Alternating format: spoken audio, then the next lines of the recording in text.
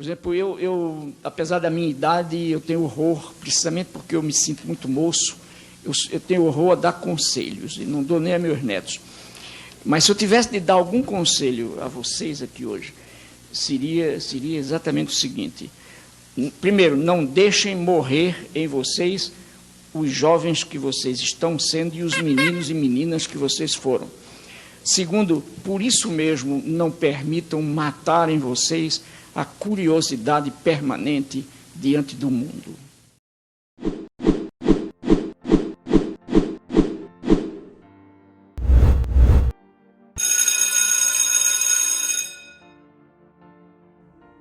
O ano de 2021 se iniciou com diversas falas, homenagens e reverências à pessoa do educador Paulo Freire.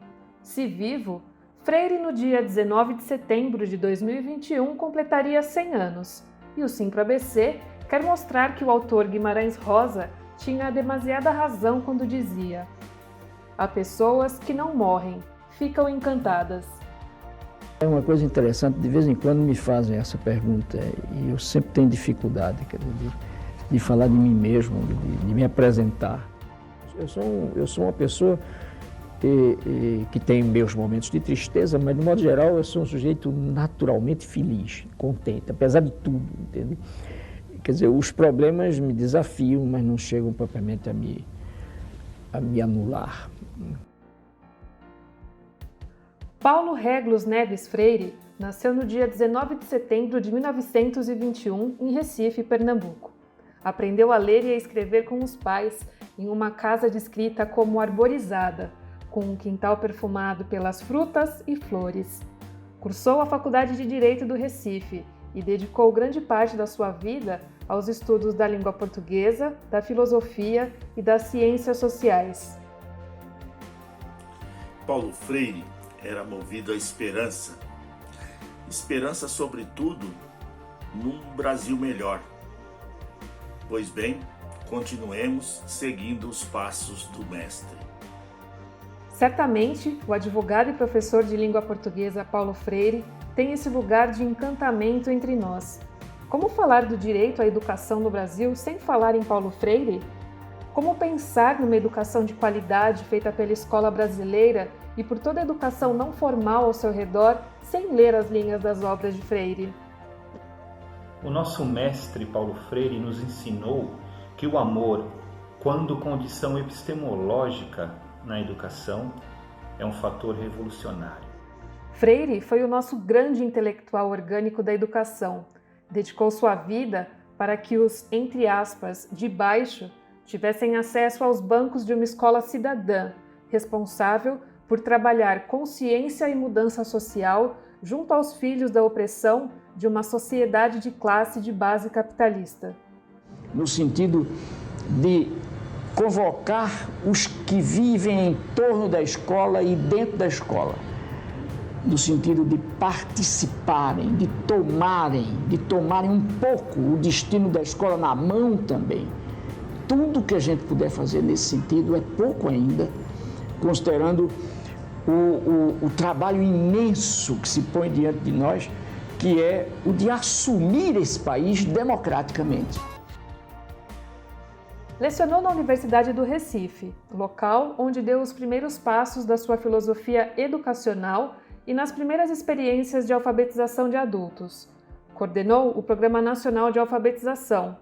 Criou o método Paulo Freire, que além de alfabetizar, também conscientizava sobre as injustiças, mas que foi extinto pelo governo militar de 64. Foi secretário de Educação da cidade de São Paulo em 1989, momento marcado pela recuperação salarial dos professores, revisão curricular e implantação de programas de alfabetização de jovens e adultos.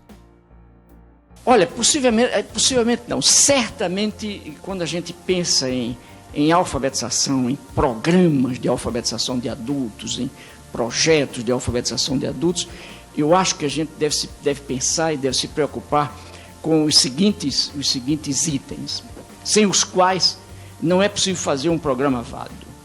Primeiro, é preciso haver dinheiro, quer dizer, a educação é uma coisa cara, realmente cara, é preciso haver dinheiro, quer dizer, só na base da boa vontade não se faz uma coisa dessa. Agora, segundo, É preciso haver competência científica por parte daqueles que fazem o programa, que fazem o projeto.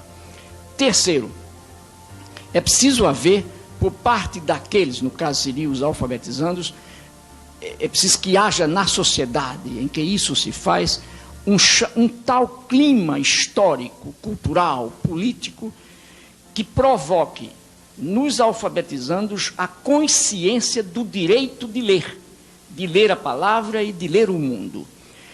E, sem esses itens, sem esses momentos, o dinheiro para financiar a competência científica, técnica, o respeito a isso, o respeito ao povo, sem a vontade popular que esteja clara, lúcida, como demandante de um direito que tem, que é o direito de ler a palavra, de ler o mundo, então não pode haver programa.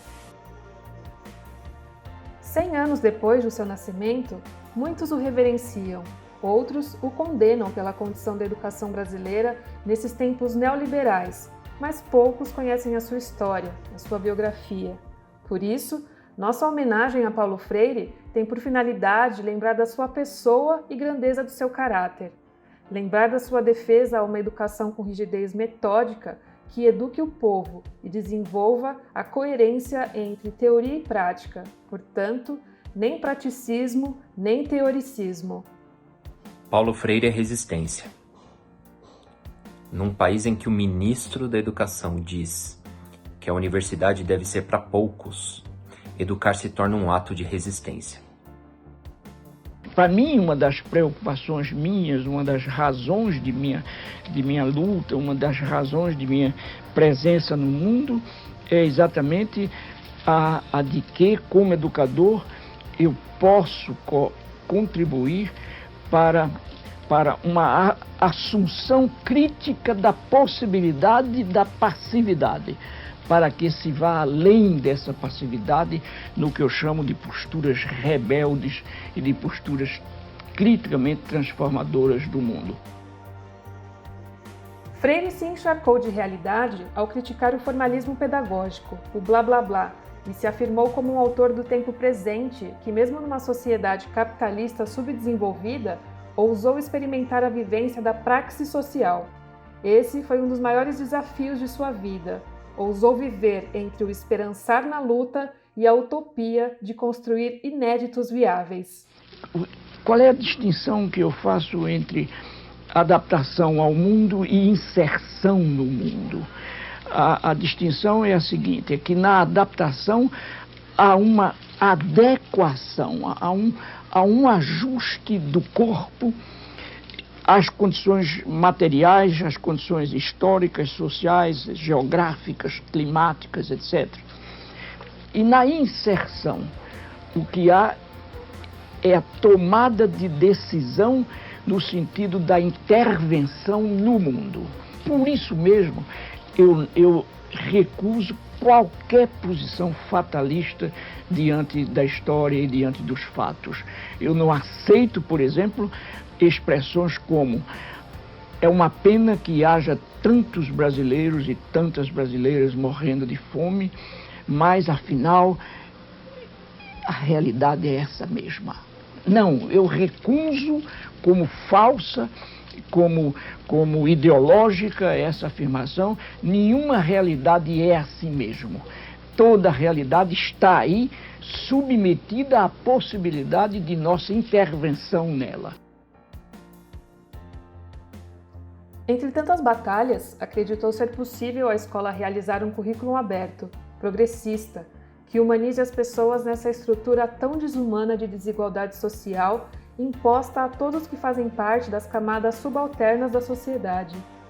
Os olhos de Freire enxergavam aqueles que trabalhavam e estavam inseridos na sociedade salarial, aqueles que buscavam por um trabalho de sobrevivência ou, simplesmente, aqueles que estavam em desalento, que não acreditavam ser possível sobreviver dignamente nessa estrutura social.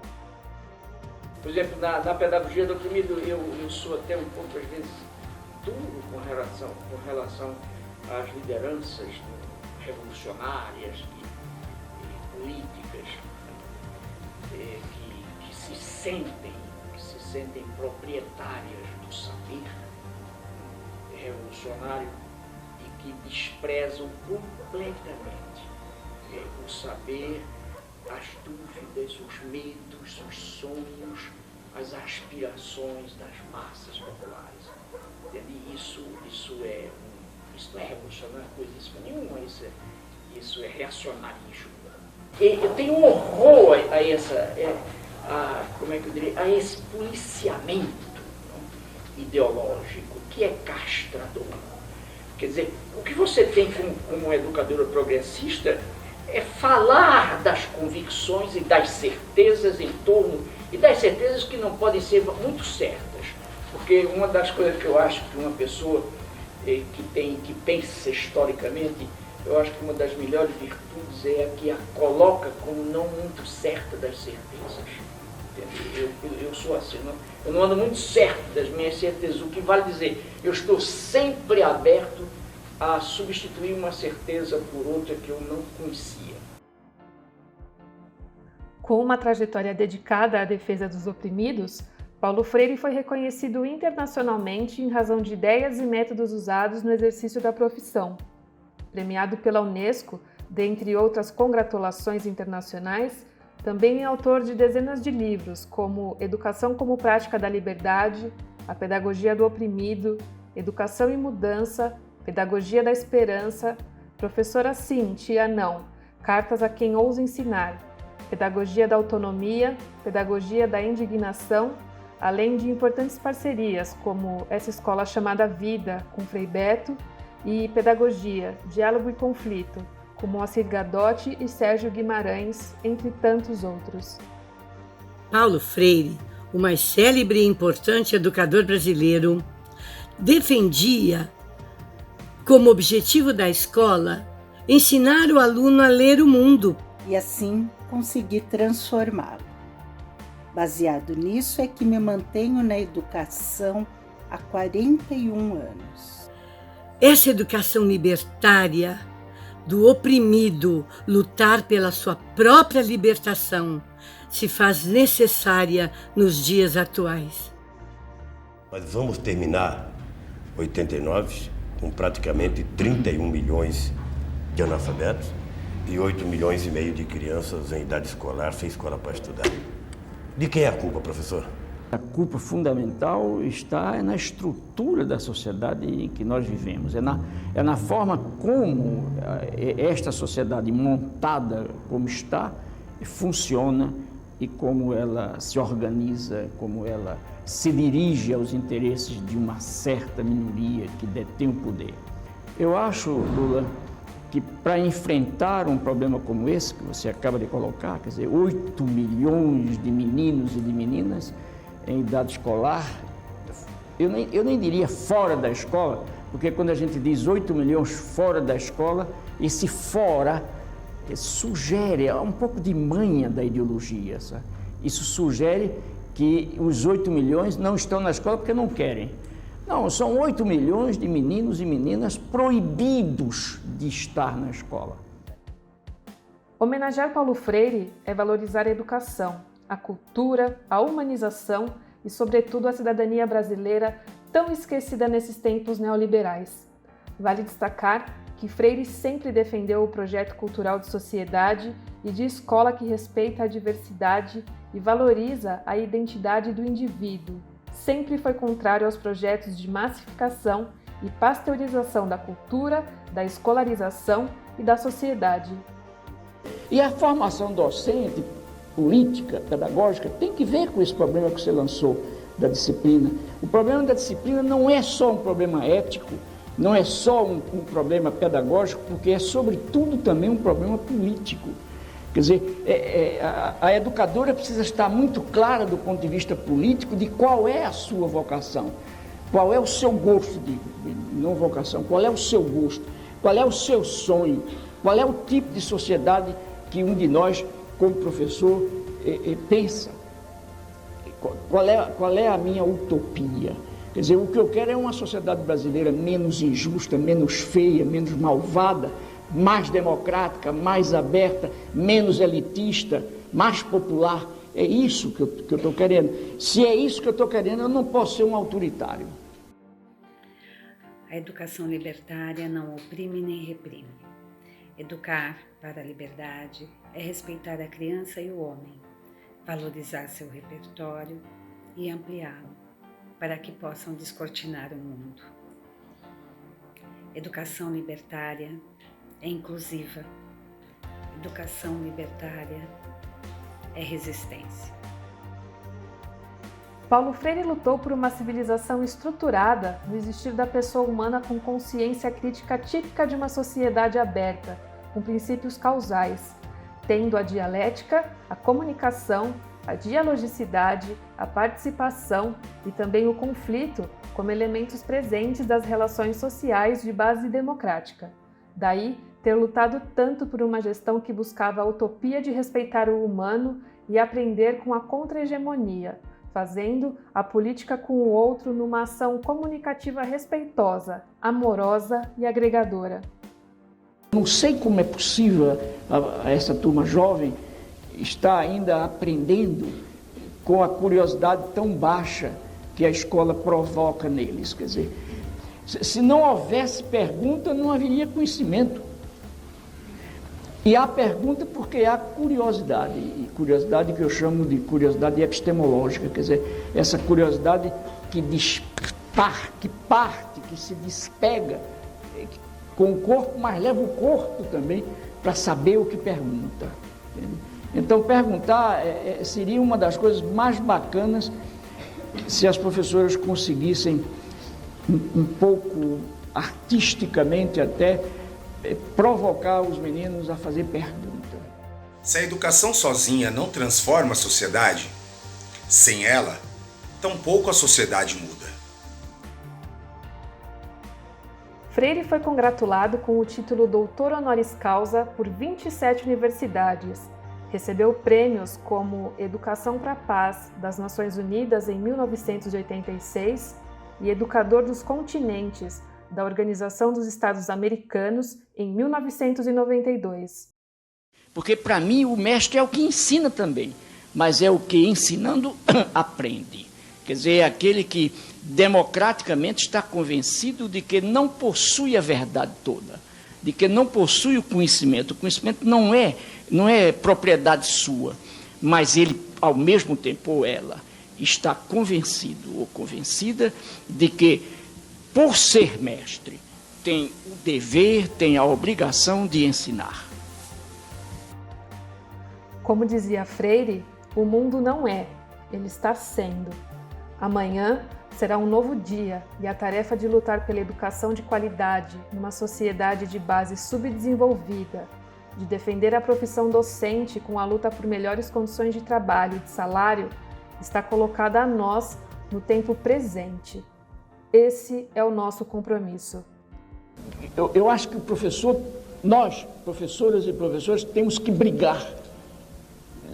Acabar com essa mania de dizer que nós somos sacerdotes da educação. Nada de sacerdotes. O próprio sacerdote é um profissional. Entende? Não é um chamado para fazer essas coisas. Quer dizer, o professor é um profissional como o médico, entende? Como o engenheiro, como a datilógrafa, como a secretária. Então, a gente tem que ser respeitado e é preciso brigar nesse país para ser respeitado. Agora mesmo nós comentávamos no carro a questão da dignidade do professor e da professora. Quer dizer, nós temos que lutar não só pelo salário, mas pelo salário que faltando a nós, deteriora o senso mesmo de dignidade nossa.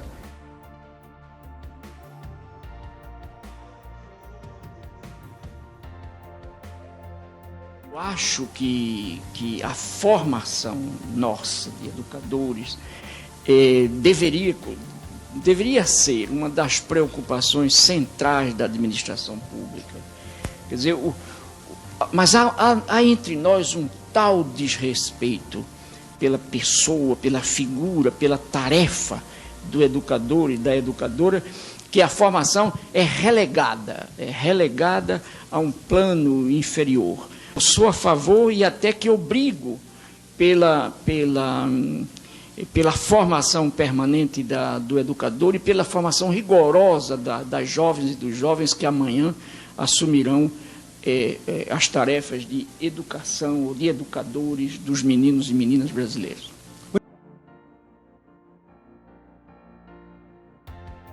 E vocês vejam como as famílias, por exemplo, têm insistido muito em que os professores em greve prejudicam as suas filhas, os seus filhos. Mas não dizem que os professores entraram em greve porque estão prejudicados secularmente.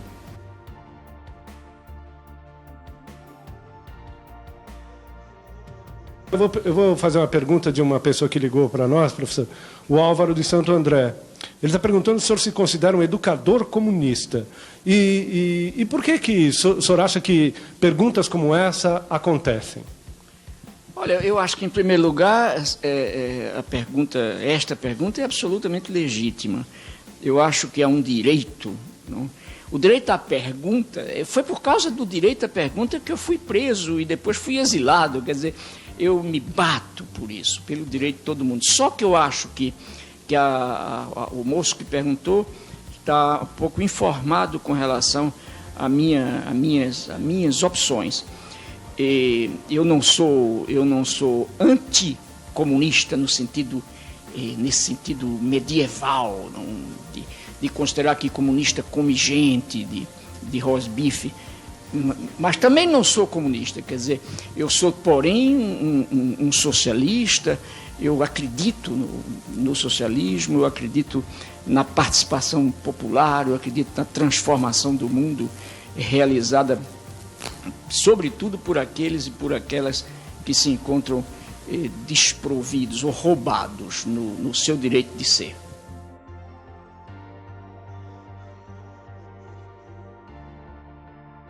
A percepção que a classe trabalhadora está tendo, de que, na verdade, a classe dominante não pode formar a classe dominada. Eu acho que uma das coisas que a gente tem que discutir com os educadores, não impor a eles, porque seria uma forma contraditória demais, antagônica, é você fazer democracia no porrete. Quer dizer, não é possível você fazer democracia batendo nas pessoas que preferem não ser democratas. Quer dizer, não pode. Você tem que convencer. Tem que dizer, como educador democrático, eu me exponho democraticamente diante dos alunos e com eles eu os chamo a expor-se. Paulo Freire nos ensinou que os dominados se libertarão através da educação, pois só através dela poderão compreender e confrontar a classe dominante opressora.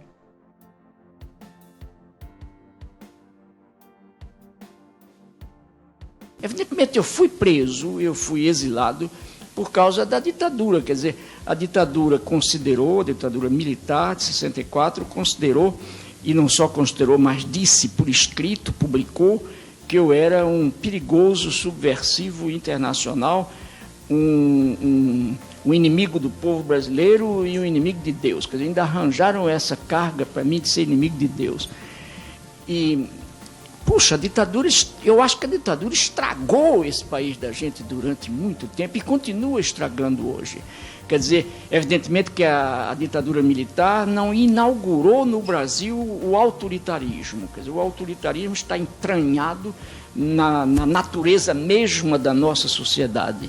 O Brasil foi inventado autoritariamente, mas os militares deram uma indiscutível contribuição ao autoritarismo. Quer dizer, eles ajudaram muito a crescer o autoritarismo, a violência, a mentira. Foi uma coisa trágica isso. Eu acho que esse período de ditadura no Brasil, Deus queira, agora diria eu, que jamais se reinvente. Quer dizer, que o meu gosto é que nós todos, brasileiras e brasileiros, meninos, meninas, velhos, maduros, que nós todos tomemos um tal gosto pela liberdade, um tal gosto pela presença no mundo, pela pergunta, pela criatividade, pela ação, pela denúncia, pelo anúncio, que jamais seja possível, no Brasil, a gente voltar àquela experiência do pesado silêncio sobre nós.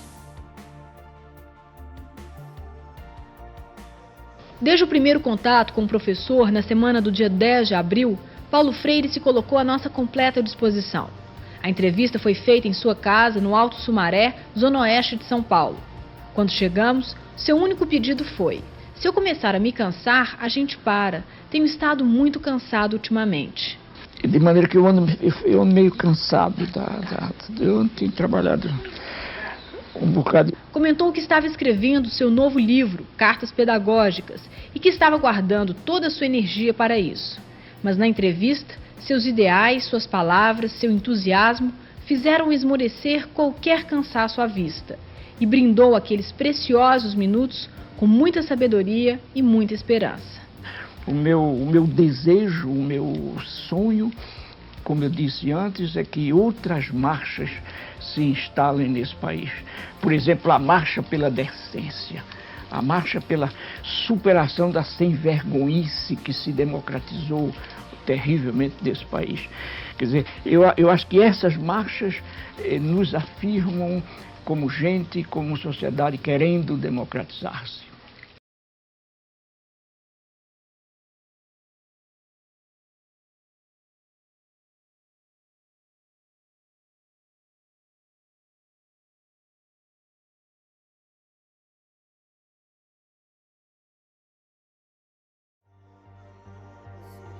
Viva Paulo Freire! Viva Paulo Freire! Viva Paulo Freire! Viva Paulo Freire! Paulo Freire vive. Viva Paulo Freire! Paulo Freire, presente.